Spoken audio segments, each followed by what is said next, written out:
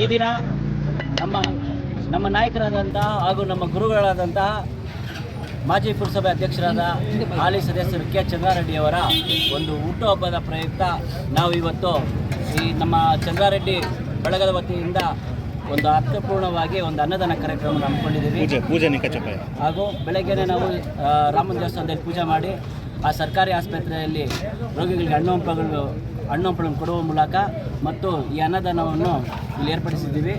ಹಾಗೆ ಅವರಿಗೆ ಈ ಕಾರ್ಯಕ್ರಮದ ಮುಖಾಂತರ ನಾವು ಕೋರೋದಂದರೆ ಅವರಿಗೆ ಇನ್ನು ನಮ್ಮಂಥ ಎಷ್ಟೋ ಯುವಕರಿಗೆ ಆದರ್ಶವಾಗಿರಬೇಕು.